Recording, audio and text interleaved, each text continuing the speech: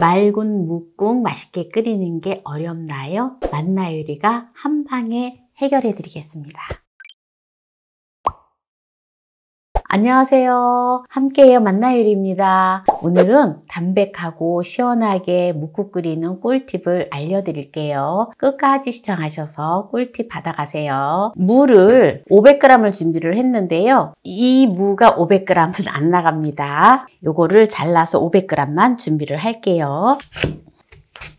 네, 요게 지금 500g 나가는데요. 무를 보통 보면은 나박나박하게 썰어도 되지만 또 무를 이렇게 빚어서 묵국을 끓이면은 오히려 더 맛있더라고요. 그래서 무를 이렇게 빚어주세요. 이렇게 빚기가 힘들면 이런 식으로다가 무를 자르면 좋아요. 금방금방 하게 돼요. 이렇게 또 빚은 것처럼 하게 되거든요. 무는 천연 소화제로 잘 알려져 있고요. 그리고 기침, 가래, 목감기에 아주 또한 효과가 있는 걸로 알려져 있고 또 염증에도 아주 좋다고 해요. 그래서 무를 잘라서 아픈 부위 무릎에다가 붙이면 파스 역할처럼 한다는 그런 말도 있지요. 네, 그만큼 무가 좋다라는 걸 말하는 것 같아요. 비타민C가 보통 보면 무 속보다 이 겉껍질에 더 많거든요. 그래서 저는 항상 겉껍질을 벗겨내지 않고 그냥 먹어요. 근데 요새 보면 필러로 다 깎아내고 먹는데 깨끗하게 씻어서 드시면은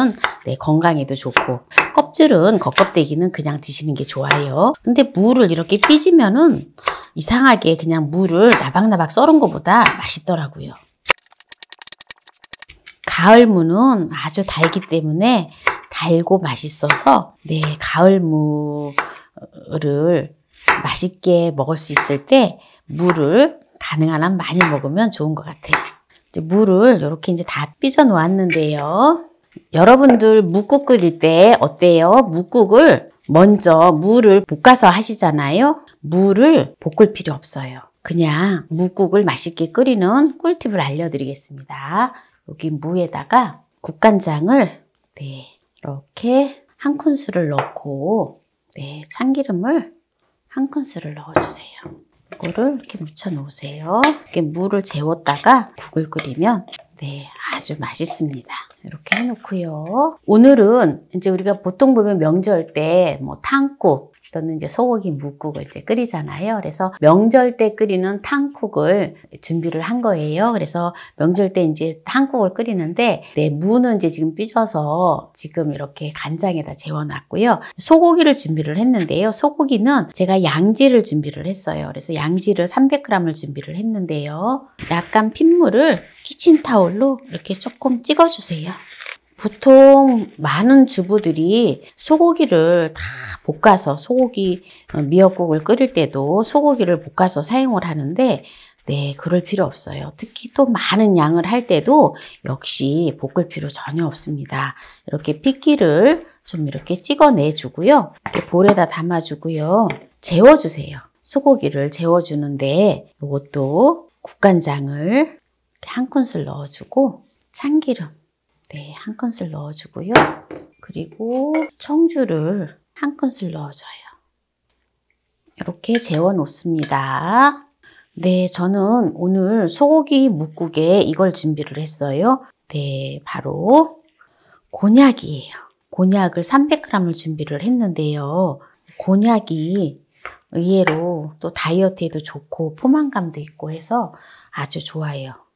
곤약을 깍둑 썰기 모양으로다가 썰어서 준비를 하도록 하겠습니다. 또 이제 집에 말린 표고버섯이 있으면 이렇게 불려가지고 사용을 하시면 됩니다. 그래서 표고버섯은 말린 거를 5개를 준비를 했어요. 혹시 말린 표고버섯이 없으시면 생표고버섯을 넣으셔도 됩니다. 그리고 이 표고버섯 물은 버리지 말고 된장찌개나 또한 국 끓일 때 육수로 사용하시면 좋아요. 이 기둥은 조금 질기기 때문에 기둥은 잘라서 사용하지 않아요. 이거는 나중에 된장찌개 끓일 때 사용을 하면 됩니다. 조금 더 불려서 이제 표고버섯을 그냥 이렇게 채를 썰어주세요. 또 소고기를 싫어하시는 분들은 소고기를 빼고 이대로 레시피대로 국을 끓여도 아주 맛있습니다. 이렇게 표고버섯을 준비해 놓고요. 마늘을 한 5쪽 정도 준비를 했는데요. 간 마늘 2큰술 정도 준비하셨다 생각하면 됩니다. 마늘은 혹시 이제 제사 음식을 쓰시는 분들은 또 이렇게 마늘을 안 넣잖아요. 그런데 일반적으로 그냥 이제 국을 드실 때 마늘은 나중에 넣으시면 됩니다. 대파를 준비를 했어요. 대파를 한 대를 준비를 했는데요. 대파는 이렇게 쫑쫑 썰어 놓으면 돼요. 사실은 소고기 뭇국에 대파가 많이 들어가면 맛있거든요. 그래서 대파를 좋아하시면 대파를 더 많이 넣으셔도 돼요. 네, 이제 지금 이제 부재료들을 다 준비를 했는데요. 이제 소고기 뭇국을 끓일 건데요. 네, 오늘은 육수를 내지 않고 소고기 뭇국을 끓일 거예요. 먼저 냄비에 다시마 20g을 물 2리터에다가 1시간 정도 우렸어요. 이거를 먼저 부어서 끓여주도록 할게요. 다시마 물을 우렸잖아요. 네, 이걸 불을 켜주세요.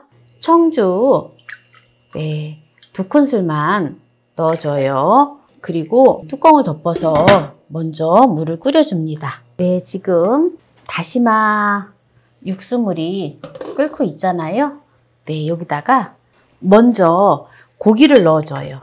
혹시라도 다시마 육수를 내기가 힘드신 분들은 천연 코인 육수 있잖아요. 그거를 사용하셔도 돼요. 그 코인 육수 한 2개만 넣으셔도 정말 맛있습니다.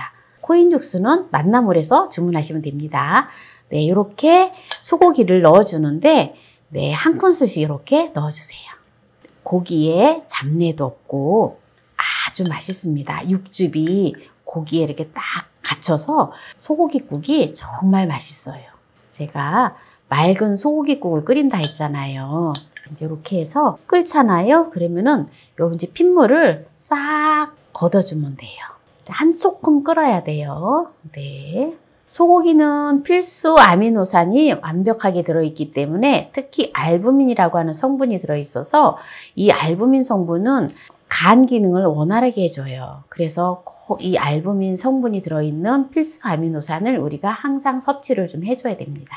핏물, 네, 요걸 건져주도록 할게요. 요걸 건져줘야지 깔끔한 소고기 뭇국이 되어지거든요. 네, 이렇게 건져주고 이제 이렇게 한 소금 이렇게 끓고 나면 네, 이제 물을 넣어주세요. 네, 표고버섯을 무하고 같이 넣어줘요. 이렇게 이제 표고버섯을 넣고 네, 뚜껑을 덮고 끓여주는데 지금은 센 불에서 강한 불에서 제일 강불에서 지금 끓이고 있는데요.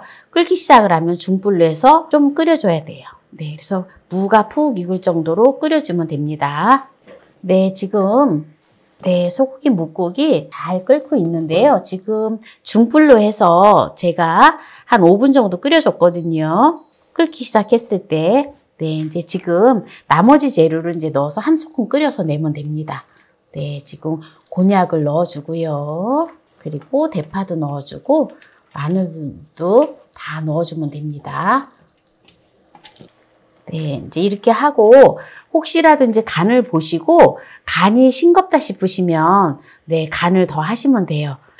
이제 마지막으로 천일염 1큰술을 넣어줍니다. 이렇게 해서 한 소끔 끓여내면 정말 맛있는 네, 뭇국이 만들어져요. 또 취향에 따라서 매콤한 거 좋아하시면 청양고추 몇 개 쫑쫑 썰어 넣어도 아주 좋습니다. 네, 지금 이제 뭇국이 한 소끔 끓었기 때문에 이제 불을 꺼주고요. 네, 여기에서 마무리를 하도록 하겠습니다. 네, 맛있겠죠? 네, 한번 맛을 보도록 하겠습니다. 국물을 먹어보도록 할게요. 완전히 국물이 완전 진국이에요.